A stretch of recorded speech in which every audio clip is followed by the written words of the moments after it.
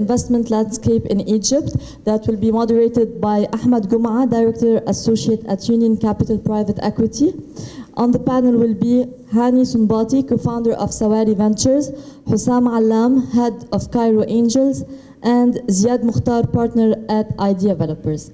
Ahmed, the floor is yours. Okay, good morning. Basically, we're here to talk about the future of investing in Egypt. And we have some of the landmarks for startups and early stage investments. We're going to be talking about angel investing. We're going to be talking about VCs focused on early stage investments. And maybe it's a good idea to start with angel investing and just tell us about what you do in general and what do you expect from the entrepreneurs? Okay, a good question. How many entrepreneurs are out here in this group? Okay, looks about 20 something. All right, how many are venture capitalists or in the investing business? Okay, so that kind of like clears. Any angels? Any angels in the room? What's everybody? Is there any press? Okay, that's an interest. Okay. NGOs? لا طب بقيتكم ايه؟ يعني احنا كده university students, people. Yeah. Okay, so we don't know who the rest of the people are. It's fine. We'll live with the entrepreneurial side of the topic. How many entrepreneurs are seeking capital right now? Okay. Okay.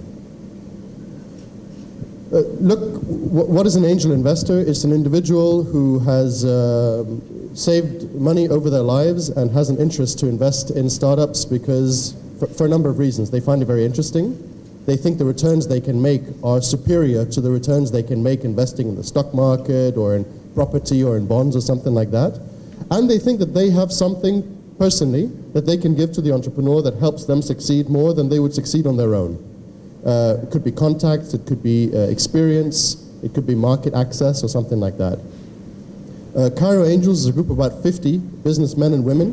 Many of them are themselves entrepreneurs who succeeded. Some of them are CEOs of companies or directors of companies or senior practitioners in law, PR, accounting, and so on. Individuals who are able to make investments into startups. We are not professional investors in startups, none of us. Professional startup investors are called venture capitalists, and you'll hear from them this morning.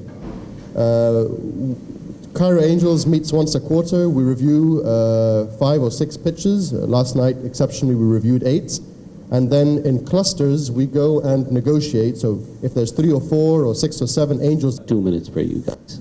Okay, well, let me just quickly say, I think the pipeline is filling, right? So we have all the early stage coming in now. I think the next focus over the next 2 to 3 years will be growing those companies. So that you find a lot of events like these around how do you grow the company, how do you manage a growing team, you know, what makes a company succeed or fail once it's at the early stage.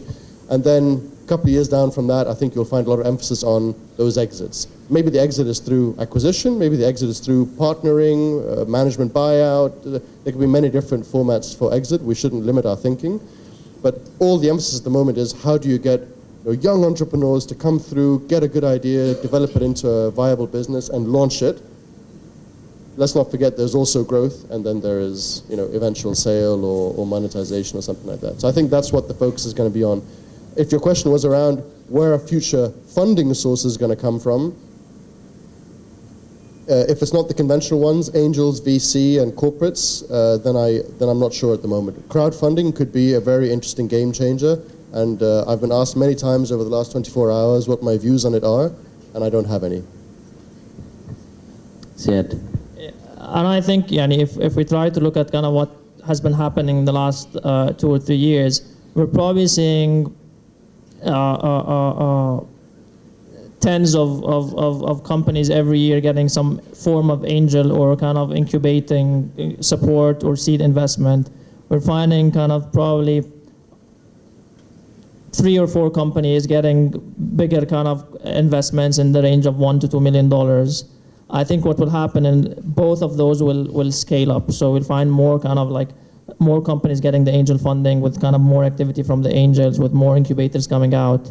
You'll probably find proportionally kind of investments in the $1 to $2 million kind of just increasing.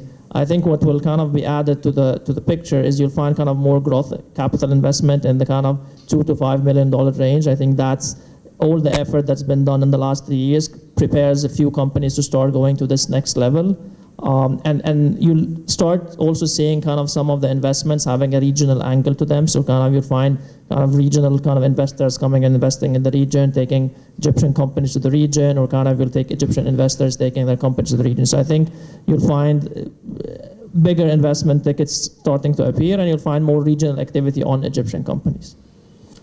Thank you, gentlemen, for a very positive outlook.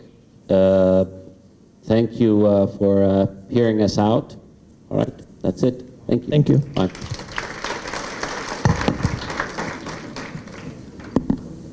Thank you, Ahmed, Hani, Hussam, and Ziad. We'll be starting again in 10 minutes. We have a panel discussion about food entrepreneurship that will be moderated by Karim El-Shafi'i. So we'll be starting again in 10 minutes. But I'm quickly going to talk to you about something I'm really passionate about. And hopefully it will be inspirational for you. So, and my name is Hiba Gamel, and I'm the managing director of Endeavor Egypt. Endeavor بقالها في مصر من 2010. We're a non-profit organization focused on high-impact entrepreneurs. I think a lot of you are wondering what are high-impact entrepreneurs. We hear the word startup a lot. We hear the word business plan, business idea, business concept. But I don't think a lot of us really hear the word high impact. High impact entrepreneurs are entrepreneurs that go on, build thriving companies that are going to generate lots of revenue and create lots of jobs. And that's exactly what Endeavor works on, is scaling those entrepreneurs. So instead of startups, they're scale-ups. Every entrepreneur in this event in Rise Up these 2 days should be thinking about becoming a scale-up. It's the next stage, really. Just to give you an idea of what that really means and why I'm so convinced that high-impact entrepreneurs are the future is a little example that we did. So at Endeavor, we did a study, and we looked at Buenos Aires as just an area, and looked at all of the tech sector in that area, so about 120 companies, and we talked about influence and wanted to really understand how that sector grew in Buenos Aires. I don't know if a lot of you know much about Argentina, but Argentina went through a really bad depression and a war, and a lot of things weren't going well. But for some reason, Buenos Aires tech ecosystem was thriving. So this is just a quick image of the tech ecosystem in Argentina in '96. Okay, this is how little it was. These were really the few companies that were doing something that people knew about, that were growing at an okay scale. Come '99, it started getting bigger. The lines that you see between one company and the other are influence lines. So these are companies that either mentored other companies, these are companies that either invested in other companies, these are companies that maybe the founders went off and some of the partners went and started another company. So there's a lot of connections. This is a decade later, so this is in 2006. As you see, the concentric circles start becoming bigger, and the influence bubbles start becoming larger, meaning that these people start influencing more and more people around them. This is 2011. So as you see, there are about four or five big balloons, big bubbles.